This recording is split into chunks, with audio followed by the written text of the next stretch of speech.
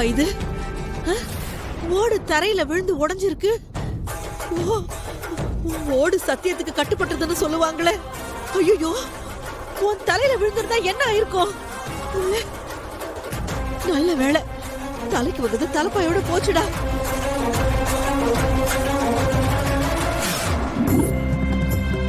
இவ உங்க வீட்டுல இருக்கிற வரைக்கும் அவளுடைய பாக்கியத்தால நீங்க தான் ஜெயிப்பீங்க.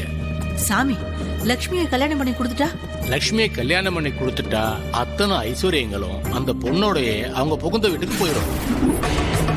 அக்கா, அந்த ஜோசிய சொன்ன மாதிரி அப்படியே நடக்குது. ஒருவேளை லட்சுமி நம்ம வீட்டை விட்டு போனதுக்கு அப்புறமா நமக்கு கெட்ட காலம் ஆரம்பிச்சிருச்சு போல. நடக்கிறதெல்லாம் பார்த்தா அவ போனதுனால நம்மள விட்டு எல்லாமே போயிடும் போல இருக்கடா. அப்படி மட்டும் நடந்துச்சுன்னா இந்த வீட்டுல தரித்திரம் தாண்டா தாண்டவம் ஆடும். பஞ்ச பரதேசி ஆகி நாம எல்லாம் நட்ரோட்ல தான் நிப்போம். அதுக்குள்ள அவளை கூட்டிட்டு வந்து தாலியை கட்டியே தீரணும். என்ன மோகனா, லட்சுமி இந்த வீட்டுல இருக்கும்போது அவர் ஆசை கெட்டவனு எப்படி எல்லாம் கரிச்சு கொட்டின. அவ யாருன்னு இப்பவாது தெரியுது அவனுக்கு? என்ன நாட்டம் போட்டீங்க. இனி என்ன நடக்க போகுதுன்னு பாத்துக்கிட்டே இருங்க. அவ அதிர்ஷ்ட தேவதை. அது தெரிஞ்சும் அவளை நல்லா வாழ வைக்கணும்னு நினைக்காம லட்சுமி வாழ்க்கையை சீரழிக்கணும்னு நினைச்சதுக்கு தான் நீங்க சொன்ன பொய் எல்லாத்தையும் அந்த ஆத்தா நிஜமாக்கி காட்டிட்டான். இனி பாருங்க, சீக்கிரமே உங்க எல்லாருக்கும் கஞ்சிக்கே வழி இல்லாம போக போகுது. ஏய் கிழவி, நீ ரொம்ப ஓவரா தான் பேசிக்கிட்டு இருக்க. நீ பேசுற மாதிரி எதுவும் நடக்க போறது இல்ல. நேத்தே விஷக்காய அருவால தடவி லட்சுமி எவன் இங்கிருந்து கூட்டிட்டு போனானோ அவனுக்கு காயத்தை பண்ணி தான் அனுப்பியிருக்க. இந்நேரத்துக்கு அவன் நுர தள்ளி செத்து இருப்பான். அதை பார்த்துட்டு அந்த லட்சுமி பைத்தியம் அலைஞ்சிட்டு இருப்பா. புருஷன் செத்துட்டான். இத பார், அவளை எப்படியாவது தேடி கண்டுபிடிச்சு அவ கழுத்துல தாலி கட்டின கூட்டிட்டு வரதான் போற. அதை நீயும் பார்க்கதான் போற. அப்போ பேசு இந்த வியாக்கியானத்தெல்லாம். என்ன டேய், அவன் போன வழியில எங்கேயா செத்து கிடக்குறான். நம்ம ஆளுங்களை விட்டு பார்க்க சொல்ல. சரி மாமா. சிங்கம் மாமுல்ல சிங்கம். யார்கிட்ட? என் தம்பி கஜேந்திரன் நல்லவனுக்கு நல்லவன், கெட்டவனுக்கு கெட்டவன்.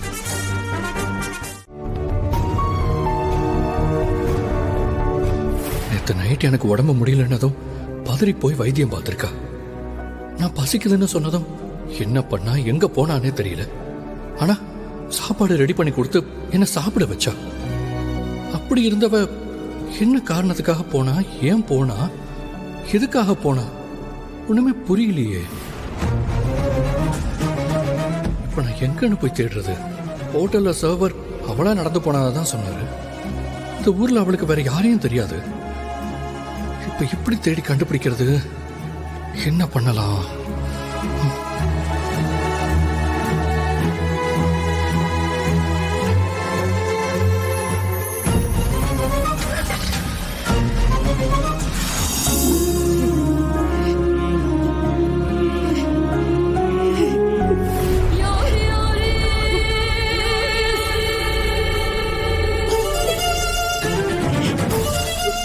அம்மா அழாதீங்கம்மா. இருங்க, நான் அவன் ஃப்ரெண்ட்ஸ் கிட்ட எல்லாம் விசாரிச்சுட்டு வரேன்.